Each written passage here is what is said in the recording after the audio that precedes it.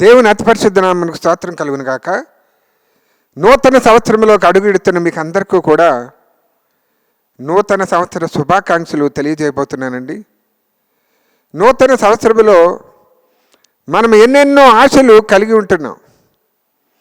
ఏంటంటే ఏ సంవత్సరంలాగా ఈ సంవత్సరం పడ్డకూడదు, దేవుడు మన జీవితంలో ఎన్నో కార్యాలు చేయాలని, మన బ్రతుకులో చేయబడిన అన్ని వాగ్దానాలు కూడా నెరవేర్చబడాలని అనుకుంటాం.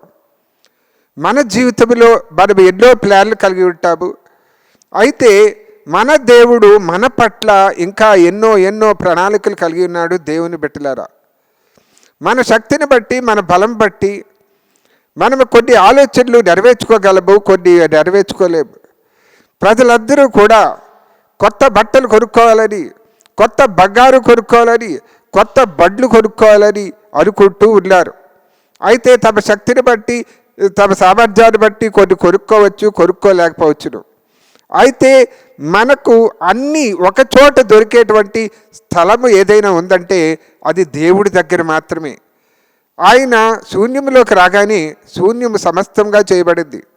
అదే నీ బ్రతుకులోకి, నా బ్రతుకులోకి రాగానే ఆయన నీ బ్రతుకులో, నా బ్రతుకులో ఎన్నెన్నో ఆశీర్వాదాలు ఇవ్వడానికి రెడీగా ఉన్నాడు. దేవుని బిడ్డలారా, ప్రకటన గ్రంథము 21వ అధ్యాయము 5వ వచనంలో ఒక మాట చక్కగా వ్రాయబడింది. అది ఏంటంటే, ఇదిగో నేను సమస్తమును నూతనమైనవిగా చేయబోతున్నాను. నీ బ్రతుకులో అద్భుతాలు చేయబోతున్నాడు. నీ బ్రతుకులో ఆశ్చర్య కార్యాలు చేయబోతున్నాడు. ఎంత ముందు ఎన్నడూ చూడనటువంటి స్థితిగతులను, అభివృద్ధిని చూడబోతున్నావు దేవుని బిడ్డలారా. ఎందుకంటే నీ చింతను దేవుడు మార్చివేయబోతున్నాడు. నీ దుఃఖాన్ని తీసివేయబోతున్నాడు. నువ్వు అనుకుంటావు గత సంవత్సరాలన్నీ కూడా వేస్టెడ్ ఇయర్స్, వృధా సంవత్సరాలు అనుకుంటావు. దేవుడు అంటున్నాడు అది ట్రైనింగ్ పీరియడ్ అనుకుంటున్నావు. దేవుడు నీ హృదయము అలసిపోయింది, నీ కళ్ళల్లో కన్నీరు ఆగట్లేదు.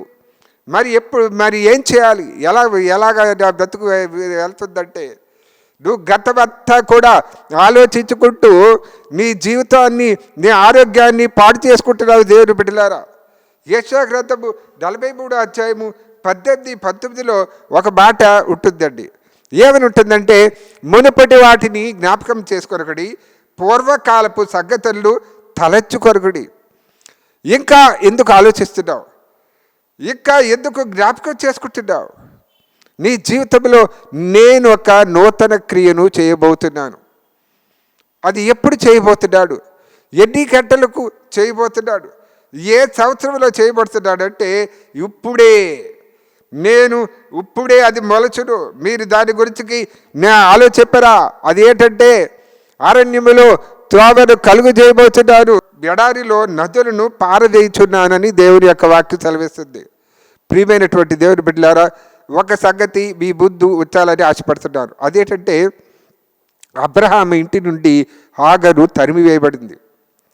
ఆ హాగరుకు ఇవ్వబడినటువంటి ఆస్తులు ఏంటంటే, ఒక బాటిల్ నీళ్లు, ఒక రొట్టె. నీరు ఎంతసేపు ఉంటుందండి? అయిపోయింది.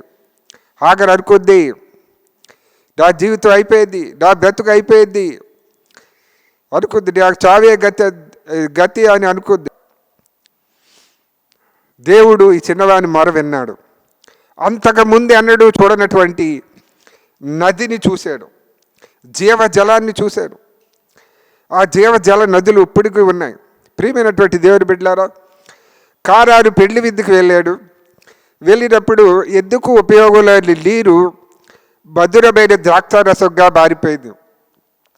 దేవుడు ఎముకల్లోకి వెళ్ళాడు. ఎముకల్లోకి ఎప్పుడైతే వెళ్ళాడో అది జీవం కలిగినటువంటి మనుషులుగా మారిపోయింది. ఆ ఎముకలు దేన్ని సూచిస్తున్నాయని బైబిల్ వాక్యం సెలవిస్తుందంటే, ఇజ్రాయేల్ని సూచిస్తున్నాయట. ఇజ్రాయేలీలు అనుకున్నారట, నా స్థితిగతులు ఎప్పటికీ మారవు అనుకున్నారట. నువ్వు కూడా ఈ రీతిగా అనుకుంటున్నావేమో, నా పరిస్థితులు ఎప్పటికీ మారవు అనుకుంటున్నావేమో. దేవుడు నీ జీవితంలో వాగ్దానం చేయబోతున్నారు. మనుషులు నిన్ను వదిలేసి ఉండొచ్చు, స్నేహితులు నిన్ను వదిలేసి ఉండొచ్చు, నీ కుటుంబమే నేను కాదనొచ్చు. కానీ నీ దేవుడు నీ పరిస్థితులన్నీ కూడా మార్చబోతున్నాడు దేవుని బిడ్డలారా. ఆ పెళ్లిలో కొత్త ద్రాక్షారసం ఏ రీతిగా ఇచ్చాడు, నీకు కొత్త ఆనందము, కొత్త అవకాశాలు, నీ ఇప్పటి వరకు మూయబడినటువంటి ప్రతి తలుపు నీ జీవితంలో తెరవబడాలని కోరుకుంటూ ఈ మాటలను దేవుడు దీవించుగాక.